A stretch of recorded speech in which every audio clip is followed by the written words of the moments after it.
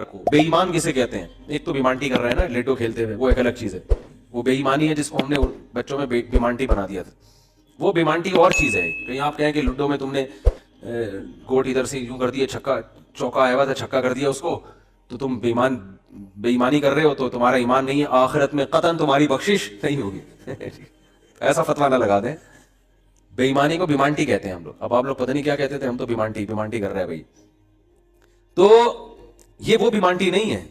ये जो जिस बेईमानी की कुरान बात कर रहा है ना, ये क्या मतलब? अल्लाह के वजूद का इनकार किया जाए, या अल्लाह के साथ किसी को शरीक माना जाए, या अल्लाह के किसी पैगंबर पर एतराज किया जाए, या अल्लाह का कोई हुक्म जिसके बारे में आपको 2 और 2 4 की तरह मालूम है कि ये वाकई अल्लाह का हुक्म है, उस हुक्म पर एतराज किया जाए। क्योंकि ये तमाम चीजें असल में अल्लाह का इनकार ही इससे लाजिम आ रहा है, इनकार ही लाजिम आ रहा है। गोया आप अपने आप को अल्लाह से बड़ा बना रहे हो।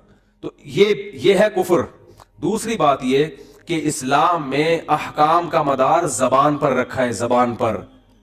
आज लोग छोटी छोटी बातों पे जबान से कलमा कुफर निकाल देते हैं और वो समझते हैं कि इससे होगा क्या।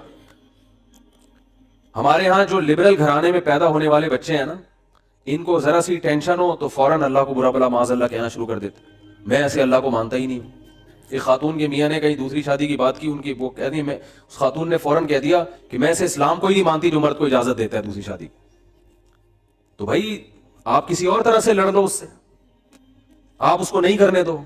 इससे थोड़ी कुफर है। तो औरत की फितरत है, ना करने दो उसको। बोले भाई मुझे बहुत तकलीफ होती है, मैं नहीं बर्दाश्त कर सकती। वो फर्ज थोड़ी है करना, इजाजत दी है ना। इस्लाम ने गन पॉइंट पे थोड़ी कहा कि लाजमी करो। वो तो मैं गन पॉइंट लेके बैठा हूं, बंदूकें यहाँ पे ठा करो, ठीक है ना। तो मेरा हेडेक है ना, वो इस्लाम का थोड़ी है।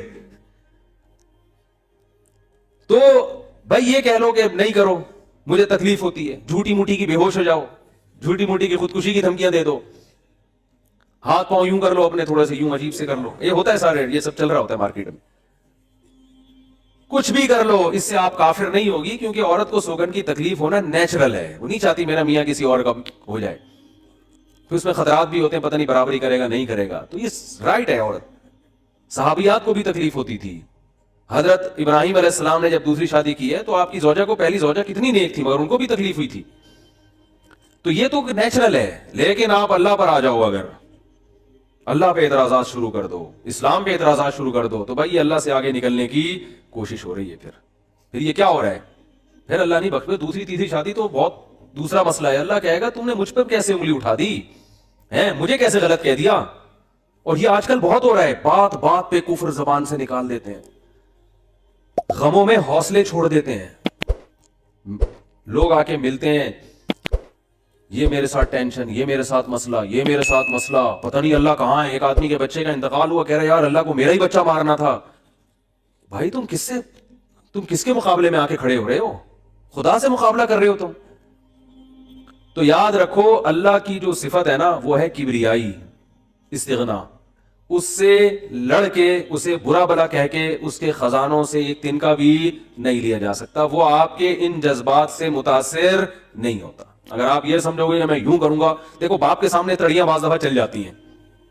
बाप के सामने बाज दफा तड़ियां, मैं अब्बा को मानता ही नहीं जो मुझे जायदाद से आग कर दें और मुझे गाड़ी ना लेके दें। अब्बा हो सकता है मुतासर होकर बोले भाई चल यार ये गाड़ी तेरे नाम कर दी मैंने, ये प्लॉट तेरे नाम कर दिया, मेरा बेटा तो मुझे मानने से इनकार कर रहा है। लेकिन अल्लाह का उसूल जो कुरान और सुन्नत से पता चलता है, जो आसमानी किताबों से पता चलता है, वो उसूल ये है कि आज तक किसी ने अल्लाह के खजाने से अल्लाह को माज अल्लाह बुरा भला कह के, अल्लाह पे एतराजात करके, इस्लाम को बुरा भला कह के, अल्लाह के पैगंबरों को बुरा भला कह के, इस तरह से वावेला करके, अगर आप ये समझते हो कि अल्लाह को आप पे तरस आ जाएगा कि हाय बेचारा बहुत ही मजबूर है, तो ये दिमाग से हमेशा के लिए निकाल दो। उससे बड़ी सजा में अल्लाह आपको डालेगा, उससे बड़ी सजा, और वह जहन्नम की आग। ये तो कुछ भी नहीं है। तभी तो खुदकुशी करने वाले पर अल्लाह को तरस नहीं आता। खुदकुशी करने वाले एक तरह से इंतकाम ले रहा है अल्लाह से कि अल्लाह तूने मुझे जिंदगी दी, मुझे इस काबिल तो छोड़ा नहीं, तूने तो मेरे साथ गलत किया, मैं मुझे गिफ्ट चाहिए ही नहीं नेमत। जैसे है ना, आप बाप ने आपको गिफ्ट दिया और आप दुश्मनी में आके बाप को गिफ्ट वापस कर दो, मुझे नहीं चाहिए, ऐसे फेंक दो आप। तो हो सकता है बाप का ये उसूल हो, वो फिर भी वो कहे नहीं नहीं मेरा बेटा ऐसा नहीं। लेकिन अल्लाह का उसूल नहीं है, अल्लाह का ये उसूल नहीं। अल्लाह कहेगा भाई तू क्या समझता है, मैं तुझे और आग में डालूंगा। तू दुनिया की टेंशनों से, तू चाहता था ये नाकाम इश्क हो गया, इश्क नाकाम हो गया और ये हो गया तेरे साथ और ये हो गया, اور تو جاب لیس ہو گیا اور گھر سے مہنگائی اور غربت کے تانے پڑ رہے ہیں تیرے کو اور بے روزگاری کے تانے مل رہے ہیں اور معاشرے میں تیری عزت نہیں ہو رہی, اور اب آ کے تو کیا کر رہا ہے, خودکشی کر رہا ہے, تو یہ سمجھ لے گا کہ میں تیرے پہ ترس کھا کے تجھے چھوڑ دوں گا. ایسا نہیں ہے. نبی صلی اللہ علیہ وسلم نے فرمایا جس نے خودکشی کی, جس طرح سے اپنے آپ کو ہلاک کیا ہے نا, تو قیامت تک برزخ کی زندگی میں اسی طرح سے اپنے آپ کو ہلاک کر کے مارتا رہے گا. اللہ کہے گا یہ زہر پی کے مرا تھا نا, زندگی دے گا اللہ برزخ میں اور کہے گا یہ زہر کی بوتل پی دوبارہ, اور اسی طرح تیری آنتیں کٹیں گی. جس طرح اپنے آپ کو مارا ہوگا برزخ میں قیامت تک اسی طرح اپنے آپ کو مارتا رہے گا وہ. یہ بہت بڑی غلط فہمی ہے کہ ہم واویلا کر کے اللہ کو اپنی طرف متوجہ کر سکتے ہیں, ہم زبردستی کر کے اللہ کو اپنی طرف مائل کر سکتے ہیں. ایسا بالکل بھی نہیں ہے. بعض لوگ غموں سے پریشان ہو کے گناہ کرنا شروع کر دیتے ہیں, سمجھتے ہیں کہ یار میرا تو حق بنتا ہے, میں تو سٹا لگاؤں گا, میں تو ٹینشن میں آیا ہوں, میں تو شراب پیوں گا, میرے ساتھ یہ ہو رہا ہے تو میرا تو بھائی آپ پیو گے تو یہ نہ سمجھو کہ اللہ آپ سے خوش ہو جائے گا کہ جی آپ کو ایک غم آیا تھا, اس غم میں آپ نے چونکہ شراب شروع کی ہے ٹینشن ختم کرنے کے لیے, تو اب اللہ کو ترس آئے گا. نہیں, اس پہ شراب کیا ہو گئی ہے, معاف ہو گئی ہے. یہ بیچارہ اس کا کیا بنتا تھا, رائٹ بنتا تھا, اس کو تکلیفیں اتنی دی ہے. ایسا نہیں ہوگا بھائی, اس خوش فہمی میں مبتلا مت ہونا. یہ اصول ہے, اللہ کا قانون ہے, یہ قرآن سے پتہ چلتا ہے, حدیث سے پتہ چلتا ہے. اللہ کو جھکنے والا بندہ پسند ہے. جو اللہ بنانا چاہتے ہیں نا اپنی مخلوق کو, وہ کیا بنانا چاہتے ہیں, میں تمہارے ساتھ اچھا سلوک کروں برا سلوک کروں, تم بندے ہو, بندے بن کے رہو, ٹھیک ہے نا, کیا رہو, تم نے بس دعا ہی مانگنی ہے, اللہ یہ سب میرے ساتھ جو ہو رہا ہے یہ ٹھیک کر دے, میں ٹھیک کروں نہ کروں, تم نے ساری عمر کیا کرنا ہے, بس یہی مانگنا ہے کہ اللہ ٹھیک کر دے, اللہ محتاج ہے, اللہ یہ بھی ٹھیک ہو جائے, اللہ یہ بھی ٹھیک ہو جائے, اللہ بے روزگار ہوں روزگار دلا دے, میری مرضی روزگار دوں یا نہیں دوں, نہیں بھی دوں تم نے یہی کہنا ہے اللہ دلا دے. ساری زندگی اسی دعا میں گزارنی ہے تم نے, چاہے میں تمہاری دعا قبول کروں چاہے تمہاری دعا قبول نہ کروں, کیونکہ تم بندے ہو, میں خدا ہوں. خدا تم تھوڑی ہو, تمہاری تھوڑی چلے گی زمین پہ. بہت سے لوگ یہ فالٹ ہے, دعائیں نہیں قبول ہو رہی, تبھی تو وظیفوں کی طرف جاتے ہیں. اولاد نہیں ہو رہی, کوئی وظیفہ بتا دے, بھائی دعا مانگ لے اولاد کی, نا دعا تو مانگ کے دیکھ لیا ہے, وہ تو ہو ہی نہیں رہی. تو کوئی ٹیکنیکل طریقہ ہو اولاد کا, سے کیسے ہو جائے گی بھائی, ٹیکنیکل طریقے تو نہیں ہے. یونس علیہ السلام جب مچھلی کے پیٹ میں تھے, کتنا بڑا غم لگا نا آپ کو. یونس علیہ السلام مچھلی کے پیٹ میں, تو اللہ سے آپ نے دعا مانگی, وظیفہ نہیں پڑھا ہے. وظیفے پڑھنا بھی جائز ہے اگر کوئی قرآن آیتیں ہیں تو کوئی گناہ نہیں ہے, لیکن جو اصل جو اسلام کی روح ہے وہ کیا ہے, دعا. تو یونس علیہ السلام نے مچھلی کے پیٹ میں دعا مانگی, لا الہ الا انت سبحانک. دیکھو حضرت یونس علیہ السلام, ہمارا جو مزاج ہے نا وہ کیا ہے. یونس علیہ السلام کئی سال اپنی قوم کو تبلیغ کرتے رہے ہیں, قوم باز بولو نہیں آئی. حضرت یونس کو یقین ہو گیا اس قوم پہ عذاب آنے والا ہے, تو آپ نے اللہ سے نہیں پوچھا, اس لیے کہ آپ کا خیال تھا بھئی یہ عذاب تو آئے گا, تو میں اللہ کے خوف سے اب بستی کو پہلے چھوڑ دیتا ہوں. میں آپ سے یہ اجتہادی خطا ہوئی, یہ اجتہادی خطا ہوئی کہ بھئی اللہ کی پرمیشن کے بغیر آپ نے قوم کو کیوں چھوڑا. حالانکہ اس اجتہادی غلطی کے پیچھے جو اس کی بیس تھی وہ بیس بہت اچھی تھی, وہ اللہ کا خوف اور اللہ کی خشیت. اللہ کے عذاب سے بھاگنا یہ تو حکم ہے نا, فنٹر بننے کی تھوڑی اجازت ہے کہ جہاں عذاب آ رہا ہے تو کھڑے رہو وہاں دیکھو, ایسا تھوڑی ہے. قوم لوط پر جب عذاب آیا تو جو اہل ایمان تھے ان کو حکم تھا پیچھے مڑ کے بھی نہیں دیکھنا ہے, اس عذاب کو دیکھنے کی بھی اجازت نہیں, ڈرو اس سے بھاگو. جب قوم عاد قوم سمود کی بستیوں سے نبی گزرتے تھے تو چہرے پہ کپڑا ڈال کے جلدی اپنی رفتار بڑھاتے تھے, بھئی یہ اس عذاب کو اپنی آنکھوں سے بھی نہ دیکھو, خوف پیدا ہوتا ہے اس سے. تو اتنا زیادہ آپ صلی اللہ علیہ وسلم خوف زدہ ہوتے تھے. تو اللہ کے عذاب سے تو دور بھاگنے کا حکم ہے. تو اب یہاں کیا ہے کہ کیا بات چل رہی تھی یار, حضرت یونس علیہ السلام اللہ کے عذاب کے ڈر سے اپنی قوم کو چھوڑ کر نکل گئے. یہ بیس بالکل ٹھیک ہے بھائی, جب اللہ کا وعدہ بھی یہی ہے کہ جو قوم ایمان نہیں لے کر آئے گی تو میں اس کو تباہ کر دوں گا. تو حضرت یونس علیہ السلام کو خیال ہوا کہ بھائی یہاں سے نکل جاؤ. جب بیٹھے ہیں کشتی میں, کشتی ڈوبنے لگی تو ملا نے کہا بھائی وزن کشتی میں زیادہ ہے, ایک آدمی کو نیچے اترنا پڑے گا ورنہ سب ڈوب جائیں گے. کون اترے گا بھائی, قرآن اندازی ہونی چاہیے. قرآن اندازی میں نام کس کا آیا, یونس علیہ السلام. تو بتاؤ ہم ہوتے, ہم کہتے ساری زندگی تبلیغ کرتا رہا, اب جب عذاب آنے والا ہے تو اللہ کے خوف سے ہی نکلا میں, اس کا صلہ یہ مل رہا ہے کہ ڈوبنے والا کون ہے, बोलो मैं ही हूं भाई। मुझे तो ज्यादा प्रोटोकॉल, अल्लाह ताला को 6 किश्तियां मेरे लिए पहले से समंदर में रखनी चाहिए थी ना, क्या हो गया? ये हमारी सोच तो यही है कि मैंने चूंकि फजर की नमाज पढ़ी है तो मेरी दुकान पे कस्टमर 6 गुना ज्यादा आने चाहिए, पैसे सारे वो कमा रहे हैं, नमाजें मैं पढ़ रहा हूं। अच्छा, मेरे पर लोग एतराज ये भी करते हैं कि एहतियात उसने की, उसको कोरोना हो गया ठीक है ना, इसने एहतियात नहीं की, इसको नहीं हुआ, ये मुफ्ती लोगों को उल्लू बना रहा है। तो बिल्कुल यही है कि नमाज मैं पढ़ रहा हूं, रोटी किसको मिल रही है? उसको मिल रही है। एहतियात मैं कह रहा हूं, वो कोरोना भी मुझे ही हो रहा है ठीक है ना, ठीक है ना। तो अब अल्लाह से थोड़ी कोई लड़ सकता है भाई, तो अल्लाह की मर्जी, जो एहतियात के बावजूद भी किसी को बीमारी लगा दे, और ऐसे है गले मिल रहे हैं, रोजाना छींक रहे हैं दूसरे के मुंह पे, उन्हें कुछ नहीं हो रहा, वो तो अब अल्लाह की मर्जी, अल्लाह से थोड़ी कोई लड़ सकता है। लेकिन हम तो जाहिर के मुकल्लफ है ना, हम तो असबाब के मुकल्लफ हैं, तो इसलिए हुक्म दिया जाता है एहतियात का। तो खैर, जब तक कोरोना खत्म नहीं होगा हम भी आपका पीछा नहीं छोड़ेंगे, ये ज़हन में रखो आप। थोड़ा थोड़ा जैसे 4 शादियां आती है ना तड़के में, इस तरह ये भी आता रहेगा तड़के में, क्योंकि लोग नहीं कर रहे एहतियात तो क्या करें। अच्छा खैर, बात ही कहाँ चल रही थी?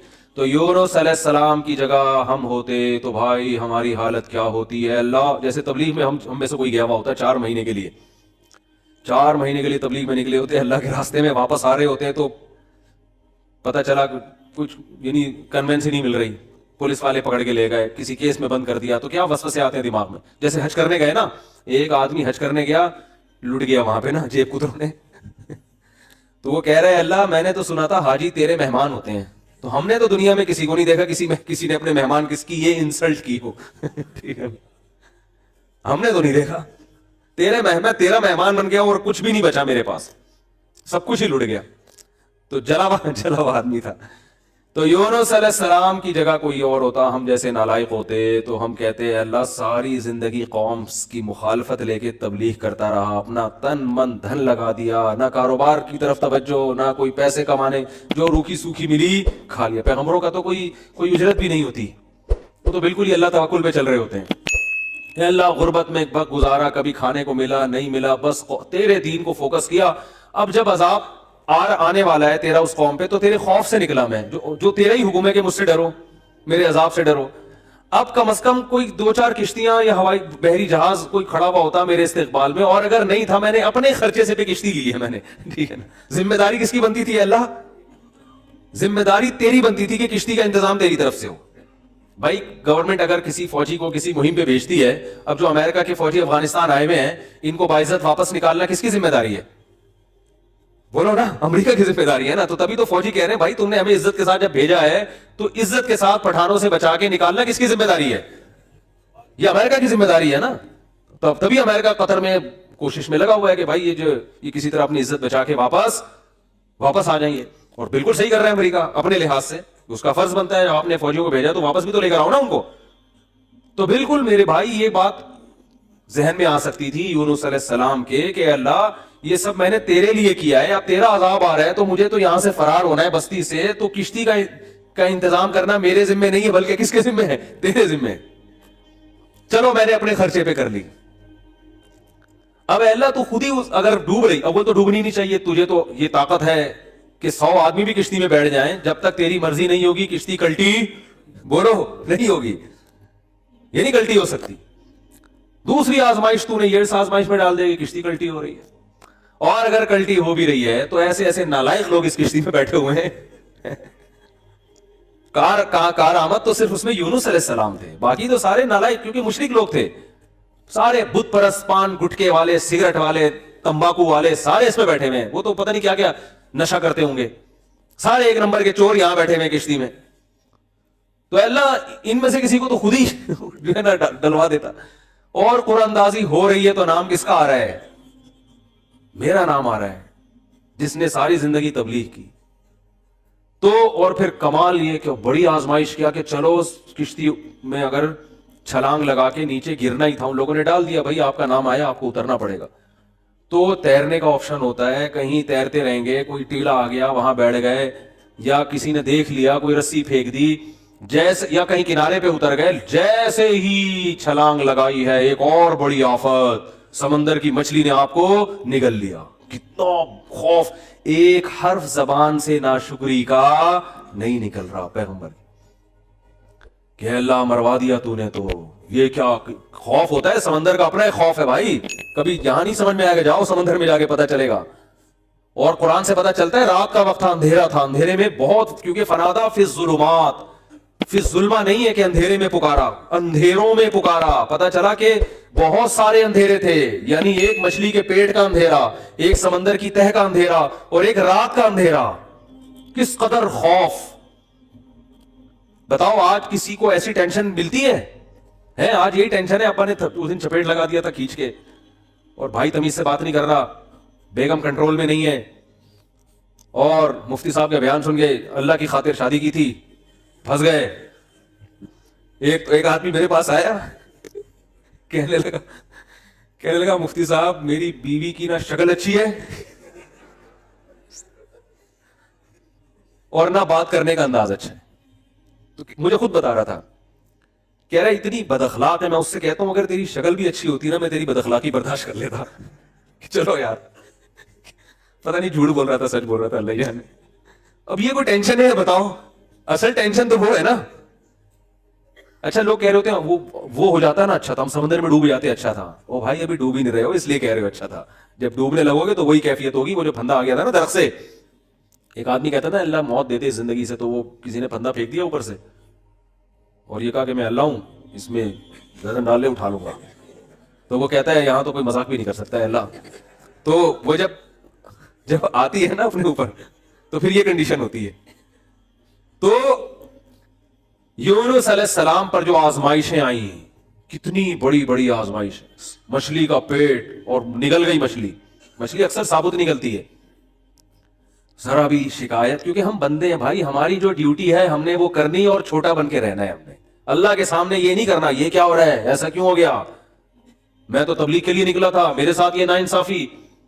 یہ نہیں ہوتا. یہ اصول قرآن کیوں یہ واقعہ ذکر کر رہا ہے؟ یونس علیہ السلام اللہ کے برگزیدہ پیغمبر ہیں.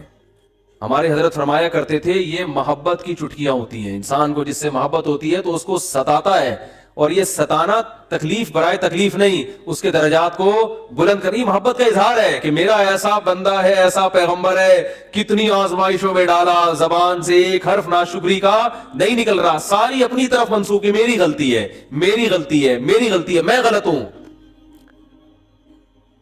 تو قرآن کے الفاظ دیکھو، جب مچھلی نے نگلا ہے اور سمندر کی تہ میں گئی اندھیروں در اندھیرے، تو یونس علیہ السلام نے فنادا فی الظلمات، اندھیروں میں کیا پکارا، لا الہ الا انت، اے اللہ تیرے سوا کوئی غلامی کے لائق نہیں ہے، میں تیرا غلام ہوں. انی کنت من الظالمین، میں ہی غلط ہوں، تو غلط نہیں ہے، مجھ سے کوئی غلطی ہوئی ہے اور میں تجھ سے استغفار کرتا ہوں. ان کو احساس ہو گیا کہ میں جو بغیر پرمیشن کے آیا ہوں شاید یہ اس لیے ہو رہا ہوں میرے ساتھ. دیکھو اپنے آپ کو غلط ثابت کرنے کے لیے دلائل تراشے جا رہے ہیں. کوئی اللہ نے وہی تھوڑی کی تھی اس وقت کہ آپ غلط ہیں. بس اس عمل سے اندازہ ہو گیا کہ بھائی اور تو مجھے نہیں لگتا میرے سے کوئی گناہ ہوا ہو، تو مجھے لگتا ہے کہ یہ ہے جس کی وجہ سے اللہ کیا ہے، مجھ سے ناراض ہے. تلاش کر رہے ہیں، کوئی اپنی مسٹیک تلاش کریں، اپنے آپ کو غلط کہیں. لا الہ الا انت سبحانک، اے اللہ تو ہر عیب سے پاک ہے. کیا مطلب؟ تو میرے ساتھ غلط نہیں کر سکتا، یہ میرا ہی کوئی عمل ہے جس کی وجہ سے ایسا ہو رہا ہے. تو تھوڑی غلط ہے، تو ہر عیب سے پاک ہے، تو ظالم تھوڑی ہے، میری غلطی ہے، میں غلط ہوں. کیا اللہ کی رحمت کے خزانے حرکت میں آتے ہیں. فَالْتَقَمَهُ الْحُوتُ وَهُوَ مُلِيمٌ، قرآن کہہ رہا ہے مچھلی نے نگلا اس حال میں کہ یونس علیہ السلام اپنے آپ کو ملامت کر رہے تھے. جب مچھلی نگل رہی تھی اس وقت بھی اپنے آپ کو ملامت کر رہے، اپنے آپ کو برا بلا کہہ رہے ہیں، میں غلط، میں نے غلط کیا. تو جب مچھلی کے پیٹ میں جا کے توبہ استغفار کی ہے تو اللہ کی صفت استغنا دیکھو. اللہ فرماتے ہیں لولا انہ کان من المسبحین، اگر یونس اپنی غلطی کا اعتراف نہ کرتے، للبث فی البطن الی یوم یبعث فی بطنہ الی یوم یبعثون، قیامت تک اسی کے پیٹ میں رہتے، وہ نہیں نکلتے. یہ اللہ کی صفت استغنا ہے کہ بھئی اللہ کو آپ ڈرا کے دھمکا کے یا اپنی غلطی کا اعتراف کیے بغیر اللہ پہ ڈال کے اللہ سے کچھ بھی منوا نہیں سکتے. اللہ کہتے ہیں ہمیشہ رہتے، لیکن اللہ کو پتا تھا نہیں ہے ایسا، وہ تو آزمایا. پیغمبر تو گناہ نہیں کر سکتے نا، یہ تو اللہ آزما رہے ہیں دنیا کو دکھانے کے لیے کہ میرے نیک بندے ایسے ہوتے ہیں. تو اللہ فرماتے ہیں کہ فَأَنبَذْنَاهُ بِالْعَرَاءِ، ہم نے ایک میدان میں ان کو، جب انہوں نے توبہ استغفار کی ہے تو اللہ نے مچھلی کو حکم دیا ان کو نگل دے. باہر, اور وہ مچھلی نے آپ کو ساحل سمندر پہ ڈالا ہے. اب اللہ کی رحمت کے خزانے, سمندر کے ساحل پر کچھ بھی نہیں تھا, اللہ فرماتے وہاں اپنی قدرت سے ہم نے درخت پیدا کر دیا جو ان کو کیا دے گا چھاؤں. اب معجزے ہو رہے ہیں کہ نہیں ہو رہے؟ بھئی اللہ آزمایا, اللہ نے کہا آزمائش میں پورا اترا ہے یہ بندہ, میرے یہ نیک بندے آزمائش میں پورے اترے ہیں. اور اللہ نے اپنی قدرت سے درخت پیدا کر دیا اور حکم دیا جاؤ اپنی قوم کے پاس واپس جاؤ. قوم سے عذاب ٹل گیا. ہوا یہ تھا کہ جب یونس علیہ السلام کو یقین ہو گیا عذاب آ رہا ہے, تو یونس علیہ السلام جیسے ہی نکلے, وہ قوم تھی ہوشیار, اس کو اندازہ ہو گیا کہ بھائی یہ جب تک ہم میں تھے تو عذاب کا چانس نہیں تھا, یہ گئے ہیں تو اب واقعی آئے گا. تو عذاب دیکھے بغیر انہوں نے توبہ تائب شروع کر دی, تو اللہ نے وہ عذاب آنے والا ان سے کیا کر دیا, ٹال دیا. یہ ہے اللہ کی رحمت. اللہ کے غضب پہ کیا رہتی ہے, بولتے کیوں نہیں بھائی, غالب. تو یہ واقعہ بھی ثابت ہو گیا, رحمت ہمیشہ گراف اللہ کا اوپر ہے. ہاں عذاب دیکھ لیتے اور مذاق اڑاتے, جیسے قوم عاد نے مذاق اڑایا. فلما رأوه عارضا مستقبل اوديتهم, جب انہوں نے بادلوں کو اپنی طرف آتے ہوئے دیکھا, پیغمبر بتا رہے ہیں کہ یہ عذاب ہے, تو کہہ رہے هذا عارض ممطرنا, کوئی عذاب نہیں ہے بھائی, بادل تو آتے ہیں برستے بھی ہیں, کوئی نارمل. وہ تو آخری دم تک ڈٹے ہوئے تھے. اب کیونکہ اللہ کی صفت غضب بھی ہے, رحمت غالب تو رہتی ہے, لیکن ایسا نہیں کہ غضب ختم ہی ہو گیا ہے. پھر اللہ نے عذاب بھیجا اس قوم پہ. 7 دن 8 راتیں تیز ہوائیں چلی ہیں, 8 دن 7 راتیں, اور ایسا اٹھا کے اس قوم کو پٹخا ہے کہ اللہ فرماتے ہیں کہ انہم اعجاز نخل خاویہ. 1 ہفتے کے بعد ایسا لگ رہا تھا کھجور کے تنے ہیں جو اوندھے پڑے ہوئے ہیں. بڑے بڑے قداور لوگ تھے وہ. اللہ نے تو اس لیے میرے بھائی جب کوئی غم آئے, پریشانی آئے, تو واویلا نہ بچھایا کرو, رونے دھونے کی اجازت ہے. یہ بے صبری نہیں ہے, جب انسان کو غم ہوتا ہے روتا بھی ہے, ہائے ہوئے بھی کرتا ہے, لیکن اللہ کو برا بھلا کہنا شروع کر دینا, میرے ساتھ اللہ یہ کر, میرے ساتھ اللہ میں ہی میرا ہوں اللہ کو. آپ کا کام ہے غلامی, مانگتے رہنا ہے, مانگتے رہنا ہے, مانگتے رہنا ہے. اکثر ایک واقعہ علماء بتاتے ہیں, کتابوں میں لکھا ہوا ہے کہ ایک بزرگ حج کرنے جاتے تھے, حج کرنے کے بعد ندا آتی تھی قبول نہیں ہوا. کیا ندا آتی تھی؟ قبول نہیں ہوا. تو دوبارہ چلے جاتے اگلے سال, جب حج کرتے پھر ندا آتی قبول نہیں ہوا, وہ پھر چلے جاتے, پھر چلے جاتے.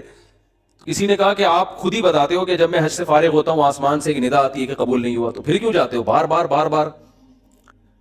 تو انہوں نے کہا بھائی میرا کام ہے حج کرنا, اپنی کوتاہیوں کی اصلاح کرنا, قبول کرنا کس کا کام ہے؟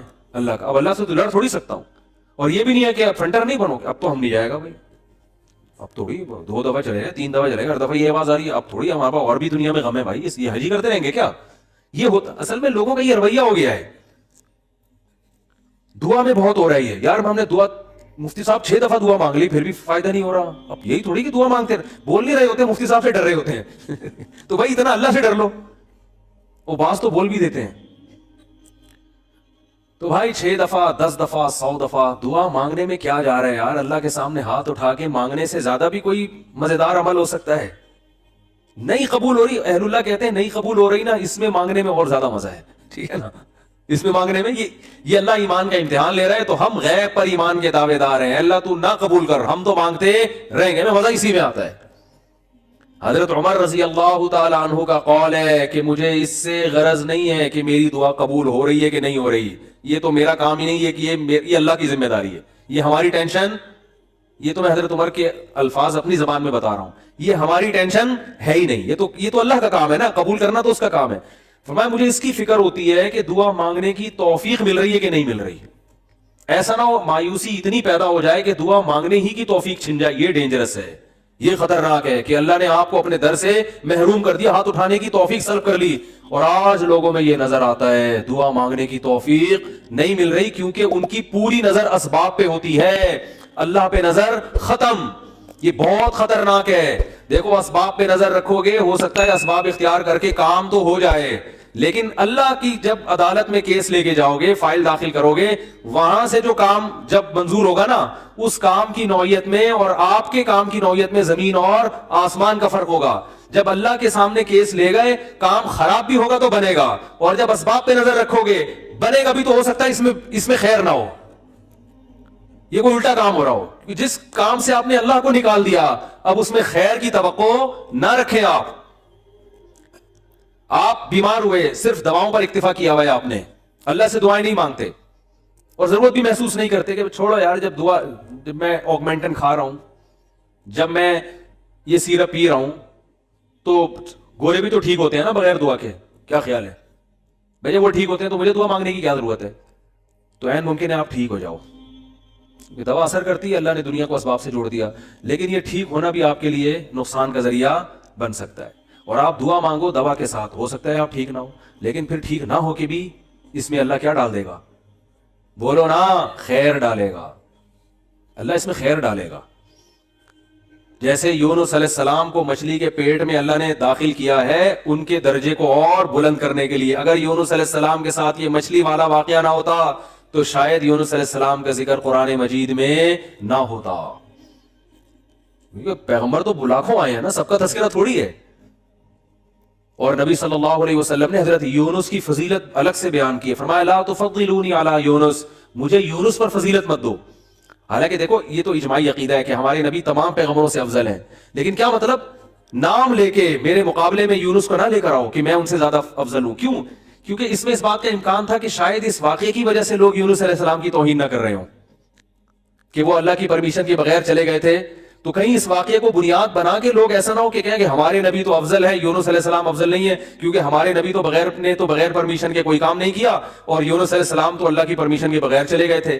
اس لیے نبی نے اس کانسیپٹ کو درست کرنے کے لیے, کلیئر کرنے کے لیے کہ کہیں تمہارے ذہن میں یہ چیز نہ ہو, اس لیے کیا مطلب حدیث کا کہ یونس علیہ السلام کا نام لے کے دونوں کو مجھے ان کے مقابلے میں لا کے کھڑا مت کرو, اور یہ مت کہو کہ محمد صلی اللہ علیہ وسلم حضرت یونس سے افضل ہیں. حالانکہ افضل ہیں, لیکن جہاں بھی حضرت یونس کی توہین کا ذرہ برابر بھی شائبہ نکلتا تھا آپ صلی اللہ علیہ وسلم نے اس سے منع کر دیا. اس لیے کہ آپ صلی اللہ علیہ وسلم جانتے تھے کہ یہ جو کچھ یونس علیہ السلام کے ساتھ ہوا یہ اصل میں آپ کو بلند مرتبہ دینے کے لیے ہوا تھا, اور یہ بتانے کے لیے ہوا تھا کہ اللہ کی صفت استغنا کیا ہے, اور یہ بتانے کے لیے کہ اللہ سے لڑ کے کوئی چیز نہیں لی جا سکتی, اور یہ بتانے کے لیے کہ غموں میں, ٹینشنوں میں, پریشانیوں میں اللہ کے نیک بندوں کا رویہ کیا ہوتا ہے. اور میں آپ کی جنرل نالج کے لیے ایک بات یہ بھی بتا دوں کہ جس کا یہ لائف اسٹائل ہوگا نا وہ ٹینشنوں میں بھی خوش رہے گا. ویسی ٹینشن ختم کر لیتے ہیں اللہ اس سے, کیونکہ وہ ہر ٹینشن کو کس کی طرف سے سمجھ رہا ہے؟ اللہ کی. تو جب اللہ ہمارا ہے اور وہ اپنے بندوں کا اچھا چاہتا ہے تو اس میں ٹینشن دے گی بھی ہماری کیا ہوگی, اس میں خیر ہی ہوگی. اس سے یعقوب علیہ السلام سے جو بیٹا چھینا تو یعقوب علیہ السلام کو نوازنے کے لیے چھینا. یوسف علیہ السلام کو جو بچپن میں باپ سے الگ کر دیا مصر کا بادشاہ بنانے کے لیے کیا اس نے, نہ چھنتے نہ بادشاہ بنتے. تو ہمارا کام ہے ہر برائی اپنے کھاتے میں ڈالیں, سمجھ رہے ہو کہ نہیں سمجھ رہے, اور ہر اچھائی کس کی طرف منسوخ کریں؟ اللہ کی طرف. دیکھو جن بھی یہ ایک چیز جانتے ہیں, حالانکہ جن میں تو شر غالب ہوتا ہے, لیکن اس معاملے میں جن ہی ہم سے اچھے. سورہ جن میں ہے کہ 28ویں پارے میں 29ویں پارے میں ہے نا سورہ جن, اس میں اللہ تعالیٰ نے جنات کی تبلیغ کا تذکرہ کیا ہے. ہوا یہ تھا کہ رسول اللہ صلی اللہ علیہ وسلم قرآن مجید کی تلاوت فرما رہے تھے تہجد میں, مسجد جن وہاں مکہ میں موجود بھی ہے. تو جنات کا ایک وفد وہاں سے گزرا, انہوں نے جب قرآن سنا تو بڑے حیران ہوئے, یہ تو بالکل ویسا کلام ہے جیسا موسیٰ علیہ السلام پر نازل ہوئی تھی تورات اور حضرت عیسیٰ پہ انجیل, یہ تو بالکل ویسا کلام ہے. ان کو اندازہ ہوا کہ یہ پیغمبر ہیں, وہ ہو سکتا ہے جن بھی پڑھے لکھے ہوں, یعنی اہل کتاب میں سے ہوں. تو وہ اچھا اس میں توحید کا بیان بھی تھا, تو وہ جنات جا کے اپنی قوم کو تبلیغ کرنے لگے. اچھا پھر ایک اور واقعہ یہ ہوا تھا کہ جنات جب آسمانوں پہ جاتے تو شہاب ثاقب کے ذریعے ان کا آسمانوں پہ داخلہ بند کر دیا گیا. تو یہ خبر بھی جنات میں پھیل گئی کہ پہلے ہم جاتے تھے کچھ نہیں ہوتا تھا, اب جانا روک دیا جا رہا ہے. یہ جو شہاب ثاقب ہوتے ہیں نا چنگاریاں, اس پہ سائنسدان اعتراض کرتے ہیں تو ویسی رگڑ لگنے سے وہ یعنی ستاروں کے ایک ٹکڑے, سیاروں کے ٹکڑے ٹوٹتے ہیں, رگڑ لگنے سے یہ ہوتا ہے. تو یہ کوئی اسلام کے منافی نہیں ہے. اللہ تعالیٰ کسی جن کو مار سکتے ہیں, اس کے فرشتے کسی جن کو مار سکتے ہیں اس کے ذریعے, رگڑ بھی لگے اور وہ جل بھی جائے اور جن بھی مر جائے, تو اس میں کون سا کوئی وہ ہمیں جن تھوڑی نظر آ رہا ہے, ہمیں تو وہ شہاب ثاقب جاتا ہوا نظر آ رہا ہے. اور یہ بھی ضروری نہیں ہے کہ جب بھی شہاب ثاقب ٹوٹے تو کوئی جن ہی مر رہا ہو, اس سے اتفاقی حادثہ بھی ہو سکتا ہے. یہ تو اسلام نے یہ نہیں کہا کہ جب بھی آسمان پہ آپ کو رگڑتا ہوا ستارے کا ٹکڑا نظر آئے گا تو وہ جن ہی ہے جس کے پیچھے جا رہا ہے. وہ بعض دفعہ ایسے ہوتا ہے کہ جنات کا تعاقب ہوتا ہے اس کے ذریعے. تو یہ نبی کے دور میں ہوا, اور اس کی دلیل یہ ہے کہ جب قرآن کی آیتیں نازل ہوئی نا کہ جنات نے کہا کہ ہم جب جاتے ہیں تو شہاب ثاقب آتا ہے, تو اس پر کسی مشرک نے اعتراض نہیں کیا کہ یہ تو پہلے بھی آ رہے تھے, اب تھوڑی آ رہے ہیں, کوئی نیا واقعہ تھوڑی ہے, یہ تو پہلے بھی آ رہے ہیں. تو جنات نے یہ کہا کہ ہم نے دیکھا کہ ہمارا اوپر داخلہ بھی کیا ہو گیا, منع ہو گیا. تو دنیا میں کوئی بڑا واقعہ ہوا, تو واقعہ انہوں نے دیکھا کہ بھائی یہ قرآن نازل ہو رہا ہے اور یہ کوئی دنیا میں نیا مذہب آیا ہے اور یہ پیغمبر ہیں, تو انہوں نے جا کے اپنی قوم کو تبلیغ کی, جس کا سورہ جن میں تذکرہ ہے. تو تبلیغ میں انہوں نے یہ الفاظ کیے کہ وَأَنَّا لَمَسْنَا السَّمَاءَ فَوَجَدْنَاهَا مُلِئَتْ حَرَسًا شَدِيدًا وَشُهُبًا, ہم پہلے کی طرح جب آسمانوں پہ جاتے ہیں تو ہم اس میں پہرے دیکھ رہے ہیں اور شہاب ہے, پتھر ہے جن سے ہمارا تعاقب ہو رہا ہے. تو یہ کچھ کام ہوا ہے. آگے کیا کہتے ہیں, اِنَّا لَا نَدْرِي, ہمیں نہیں پتا. یہ جو دنیا میں عجیب سا کام ہوا ہے نا, لا ندری, ہمیں معلوم نہیں ہے, اشر ارید بمن فی الارض, کہ جو لوگ زمین میں رہتے ہیں ان کے ساتھ برائی یعنی شر کا ارادہ کیا گیا ہے, ام اراد بہم ربہم رشدا, یا اہل زمین کے جو رب ہیں اس رب نے ان کے ساتھ خیر کا ارادہ کیا ہے. آپ کا آئی کیو لیول اگر اچھا ہوتا تو مزہ آ جاتا. ترجمے سے بات سمجھ میں آئی؟ وہ کیا کہہ رہے ہیں, ہمیں نہیں پتا یہ جو نیا واقعہ ہوا ہے, اہل زمین کے ساتھ برائی کا ارادہ کیا گیا ہے, پیسو وائس فعل مجہول, یا اللہ نے ان کے ساتھ خیر کا ارادہ کیا ہے. بھائی یہ بھی کہہ سکتے تھے کہ ہمیں نہیں پتا کہ اللہ نے ان کے ساتھ خیر کا ارادہ کیا یا شر کا ارادہ کیا ہے. شر اور خیر دونوں کی نسبت کس کی طرف کرتے؟ اللہ کی طرف, کہ پتہ نہیں اللہ اب انسانوں سے اچھا چاہ رہا ہے یا کوئی عذاب آنے والا ہے یا کوئی کچھ اچھا ہونے والا ہے, ہمیں نہیں پتا لیکن کچھ ہونے والا ہے. نہیں آ رہی بات؟ ارے بھائی, جنات کو جب یہ واقعہ ہوا ہے نا, اوپر جانا بند ہو گیا آسمانوں پہ, تو جن آ کے آپس میں گول میز کانفرنس بلائی. انہوں نے بولا کہ بھائی کچھ کام عجیب سا ہو رہا ہے, کچھ ہو رہا ہے, یا تو کوئی بہت اچھا ہوگا یا کچھ برا ہو رہا ہے. یعنی کچھ نہ کچھ تو ابھی کائنات میں نیا ہوگا, اس زمین پہ کچھ نیا ہوگا. بمن فی الارض, اہل زمین کے ساتھ کچھ نیا ہونے والا ہے. اب یہ نہیں پتا کہ اچھا ہونے والا ہے یا برا, تو یا تو دونوں میں اللہ کا نام نہ لیتے, یہ کہتے ہمیں نہیں پتا اچھا ہونے والا ہے یا برا ہونے والا, یا اگر اللہ کی طرف نسبت کرنی تھی تو یہ کہتے ہیں ہمیں نہیں پتا کہ اللہ اچھا کرے گا یا اللہ ان کے ساتھ کیا کرے گا, برا کرے گا. بھائی جو بھی کرے گا اللہ ہی کرے گا نا. یا تو اللہ کی طرف منسوب کرو اچھائی کو بھی اور برائی کو بھی, کہ ہمیں نہیں پتا کہ اللہ نے جو آسمان میں پہرے لگا دیے ہیں تو اب اللہ کا ارادہ ہے کہ اہل زمین کے ساتھ کچھ بہت اچھا کرے گا یا اللہ ان کو سزا دے گا, کوئی برا ہوگا ان کے ساتھ. لیکن جنات کا انداز دیکھو, وہ کہہ رہے ہیں جب برائی کی بات آئی تو اللہ کا نام درمیان سے غائب کر دیا. اشر اریدا, اریدا جو میرے تفسیر کے لیکچر سن رہے ہیں نا اسپیچز چینل پہ, ان کو پتا ہے اریدا اکریما کی طرح ہے, پیسو وائس, ارادہ کیا گیا ہے. کس نے کیا یہ نہیں بتا رہے, کیا تو اللہ نہیں ہے. برائی کا ارادہ کیا گیا ہے زمین والوں کے ساتھ یا اللہ نے اچھائی کا ارادہ کیا ہے. اب آئی سمجھ میں؟ اب بھی اگر نہیں سمجھا تو آئی کیو لیس لوگ ہیں آپ لوگ. پھر وہی پہلی ہے کہ وہ جو سیٹھ صاحب تھے نا, بے وقوف تھے, اپنے شاگرد سے کہہ رہے ہیں, اپنے ملازم سے, کہ ایسی پہلی پوچھ کہ اس کا جواب میں بتا سکوں, ورنہ بے عزتی ہو جائے گی نا. اور اگر نہیں بتایا نا میں نے اس پہلی کا جواب تو میں تجھے چھوڑوں گا نہیں, تیری گردن اڑا دوں گا میں. اب پہلی پوچھ لیکن آسان, تاکہ میری عزت بھی ہو جائے کہ بھائی سیٹھ نے پہلی کا جواب دیا ہے, جواب دوں گا عزت ہوگی, بھائی بڑے ذہین ہیں آپ. تو آہستہ سے اس کو کان میں کہہ دیا کہ ایسی پوچھنا کہ مجھے جواب اس کا آ بھی جائے, اتنی مشکل نہ ہو. اب یہ جو ملازم تھا نا, یہ گرو کہتے ہیں نا اس کو, گرو کہتے ہیں کہ چیلا کہتے ہیں, چیلا یا چیلا, بچہ بڑا ہوشیار ہے ماشاءاللہ, چیلا. تو وہ چیلا کے اب سوچنے لگا کہ یار ایسی پہلی پوچھو کہ بہت آسان ہو. اب اس نے پہلی سوچ کے آیا, سرائکی میں یہ لطیفہ ہے اصل میں, دیکھو ہک چاٹ مریسا سیدھا تھیا ویسے, یہ میں نے ایک لفظ سیکھا ہے سرائکی کا. اب کسی کا مطلب نہ پوچھنا, وہ چماٹ لگا دے گا آپ کو کھینچ کے. دیکھو ہک چاٹ مریسا سیدھا تھیا ویسے, ٹھیک ہے نا. تو یہ کسی سے کہنا نہیں, ورنہ کوئی گارنٹی نہیں ہے, ٹھیک ہے نا. تو وہ جو تھا نا, اس میں اس نے پہلی سوچی, اس نے کہا حضور, اب مجھے پوری سرائکی تو آتی نہیں نا, وہ ہمارے حضرت سرائکی میں سناتے تھے یہ لطیفہ, وہ مزہ سرائکی میں ہی ہے. خیر, ہک مخلوق ہے, پونچھ گھمیندی ہے, چولہے کے گرد گھومدی ہے تے میاؤں میاؤں کرندی ہے بھائی. پونچھ بلی ہے نا, سب کو پتا ہے بھائی, اور چولہے کے گرد اکثر گھومتی, اور آخر میں کم بخت نے یہ بھی بتا دیا کہ میاؤں میاؤں کرندی ہے, کہ یار ایسا نہ ہو یہ کوئی شیر اور چیتا کو لے آئے. اب یہ کھوپڑی اس کی کام نہیں کر رہی نا, آئی کیو.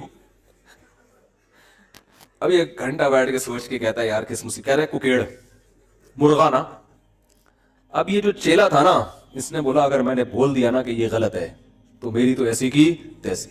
اور یہ تھا 1.5 ہوشیار. یہ اگر یہ کہہ دیتا کہ جی یہ جو ہے کیا نام ہے صحیح جواب دیا, تو اس کو یہ شبہ تھا کہ جو میرا گرو ہے وہ کہے گا کہ یہ شاید 2 نمبری کر رہا ہے. تو اس نے بڑی چالاکی سے کام کیا. اس نے بولا حضور لگتا ہے کسی نے دسیا ہے. یعنی اتنی مشکل پہلی میں نے پوچھی تھی اور آپ نے بالکل درست جواب دیا, یہ کسی نے یقیناً آپ کو بتایا ہے. تو جواب کہتے ہیں نہیں, عقل کی دوڑ ہے. عقل کی دوڑ ہے بھائی, ادھر کیا ہے یہ عقل کی دوڑ ہے. ہمارے ادھر ایسی پڑھتے ہیں عقل کی دوڑ ہے, عقل کی دوڑ ہے بھائی یہ. تو میں نے اتنی ڈیٹیل میں آپ کو بتایا, اب بھی سمجھ میں نہیں آ رہا کہ جنات کیا کہہ رہے ہیں. انا لا ندری, ہمیں نہیں پتا, اشر ارید بمن فی الارض, کے زمین والوں کے ساتھ شر کا ارادہ کیا گیا ہے, ام اراد بہم ربہم رشدا, یا رب نے خیر کا ارادہ کر لیا ہے. تو کتنی تمیز ہے جنات میں ہے بھائی. حالانکہ شر کا ارادہ بھی اگر کیا ہے تو اللہ نے کیا ہے, خیر کا ارادہ بھی کیا ہے تو کس نے. لیکن قرآن جنات کے ان الفاظ کو نقل کر کے, قرآن نا سمندر ہے, بہت سارے مضامین قرآن میں ہوتے ہیں, ایک ایک آیت میں بہت ساری چیزیں نکل رہی ہوتی ہیں. تو یہاں یہ جہاں یہ بات ثابت ہو رہی ہے, تبھی تو فقہاء نے بیان کیا نا کہ قرآن اور حدیث سے استدلال 4 طریقوں سے ہوتا ہے. عبارت النص, اشارت النص, اقتضاء النص اور دلالت النص. 4 طریقے ہیں جہاں سے فقہاء قرآن اور سنت سے مسائل نکالتے ہیں, جو اصول فقہ میں پڑھائے جاتے ہیں. جو آج کل جو نئے نئے محقق آ رہے ہیں نا مارکیٹ میں, انہوں نے ان میں سے کوئی اصول بھی نہیں پڑھا ہوتا. تو اس سے یہ بھی پتا چل رہا ہے قرآن تمیز بھی سکھا رہا ہے ہمیں کہ جنات سے تمیز سیکھ لو, ہمیشہ شر کی نسبت اپنی طرف کرو. صحیح ہے نا, میری وجہ سے ایسا ہوا, یہ ساری خرابی کس کی وجہ سے ہوئی ہے, میری وجہ سے ہوئی ہے بھائی. میری کوئی کوتاہی ہے جس کی وجہ سے شکست ہوئی ہے.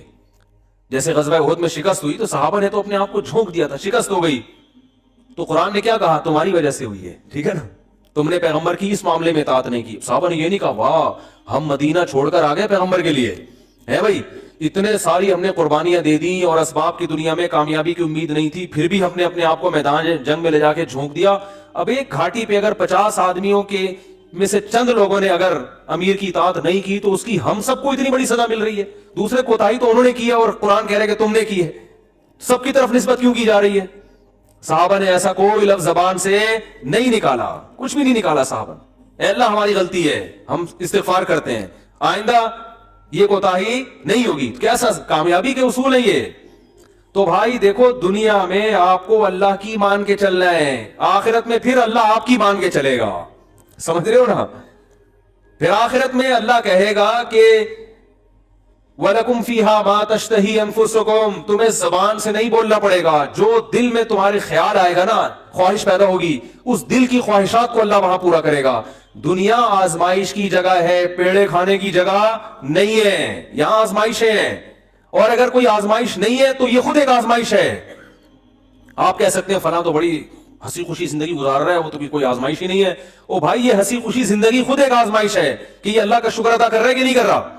اسے نہ کوئی بیماری ہے, اس کا گھر بھی ہے, اس کے بیوی بچے بھی ہیں, اس کو سکون بھی ہے, گھر میں آتا ہے بیگم تمیز سے بات کرتی ہے, اور جناب گھر سے باہر نکلتا ہے تو بیگم پوچھتی نہیں ہے واپسی پہ کہ انڈے کیوں نہیں لے کر آئے. کوئی کسی قسم کی ٹینشن نہیں ہے. یہی ہو رہا ہے نا آج کل. اور جناب ابا بھی ٹھیک ہے, اماں بھی ٹھیک ہے, ملک کی حالات بھی ٹھیک ہے, بے روزگاری بھی نہیں ہے, بلکہ کے والدین کو گالیاں دینے کی بھی ضرورت نہیں ہے, لائٹ بھی نہیں جا رہی ہے, پنکھا بھی چل رہا ہے, بٹن دباؤ پنکھا چلتا ہے. جیسے آسٹریلیا میں تو یہی ہوتا ہے, بٹن دباتے تھے پنکھا چل جاتا تھا. وہاں پہ میں حیران ہوتا تھا, یار ہم تو دیکھتے ہیں ٹرائی کر کے چلا کہ نہیں چلا.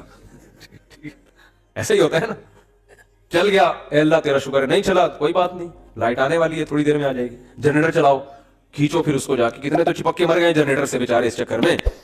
تو کوئی ٹینشن اگر نہیں ہے تو بھی بڑی ٹینشن ہے بھائی. کہیں اللہ ایسا تو نہیں ہے کہ کوئی بہت بڑی پکڑ آنے والی ہے, اللہ کی بہت بڑی پکڑ نہ آنے والی ہو, اس لیے ڈرنا ہے. تبھی کہتے ہیں نا الایمان بین الخوف والرجاء, خوف اور امید کے درمیان ہے ایمان. اللہ کی نعمتوں پہ خوش بھی ہونا ہے لیکن خوف کے ساتھ, اترانا نہیں ہے, خوف کے ساتھ. یار اللہ نے مجھے گاڑی بھی دے دی, گھر بھی دے دیا, بیوی بچے بھی دے دیے, روزگار بھی اچھا ہے, صحت بھی اچھی ہے, سب کچھ ہی مجھے مل گیا. تو کہیں یہ استدراج نہ ہو, اللہ کی طرف سے ڈھیل نہ ہو, کیونکہ فرعون کو بھی سب کچھ مل گیا تھا. صحابہ میں تو ایسا بھی ہوتا تھا جب ان کے سامنے اچھے مرغن کھانے آتے رونا شروع کر دیتے. کہیں ایسا تو نہیں ہے کہ ہم نے نبی کا جو ساتھ دیا تو اللہ تعالیٰ نے ہمیں ہمارے اعمال کا بدلہ کہیں دنیا میں ہی تو نہیں دے دیا؟ ایسا تو نہیں آخرت میں نہیں ملے گا؟ اس سے ڈر جاتے تھے وہ. اور آج ہماری حال دیکھو, ہماری حالت دیکھو. خوشی ملتی ہے تو اترانے لگتے ہیں, دوسروں کو نیچا دکھانے لگتے ہیں, اور ایسے سمجھتے ہیں ہم سے بڑا فنٹر دنیا میں کوئی ہے ہی نہیں, اور اعمال کس سے پیچھے ہٹ جاتے ہیں. خوشی ملی ہے نا تو اعمال سے کیا ہو جاتے ہیں؟ پیچھے. اور غم ہوتا ہے تو واویلا کرنا شروع کر دیتے ہیں. جیسے قرآن نے کہا ان الانسان خلق ہلوعا اذا مسہ الشر جزوعا واذا مسہ الخیر منوعا, کہ انسان کو جب شر پہنچتا ہے جزوعا, جزا فضا شروع کر دیتا ہے, واویلا, ہائے میرے رب نے یہ کر دیا, ہائے میرے اللہ نے یہ کر دیا میرے ساتھ, میں ہی ملا تھا اب ٹینشن دینے کے لیے. اور جب خوشیاں ملتی ہیں منوعا, اللہ فرماتے ہیں کنجوس بن جاتا ہے, میرا مال میں خرچ نہیں کروں گا, میں غریبوں کا خیال نہیں کروں گا, میرا پیسہ ہے, میری محنت ہے. تو کہیں الا المصلین فرمایا کچھ لوگ ہیں جو معتدل ہوتے ہیں کہ جب غم پہنچتا ہے تو صبر کرتے ہیں, خوشی پہنچتی ہے تو اللہ کی اطاعت میں اور زیادہ بڑھ جاتے ہیں. اور وہ کون لوگ ہیں؟ الا المصلین الذین هم علی صلاتهم دائمون, وہ نمازی جو اپنی نمازوں کی حفاظت کرتے ہیں. اور والذین هم من عذاب ربهم مشفقون, آخرت کا سوچ سوچ کے ڈرتے رہتے ہیں. لفروجہم حافظون, اپنی شرمگاہوں کی حفاظت کرتے ہیں. الا علی ازواجہم او ما ملکت ایمانہم, سوائے اپنی بیویوں کے کسی اور کے پاس نہیں جاتے. لاماناتہم وعہدہم راعون, اپنے ایگریمنٹ کے پابند ہوتے ہیں, کسی کو زبان دے کے پیچھے نہیں ہٹتے, معاہدوں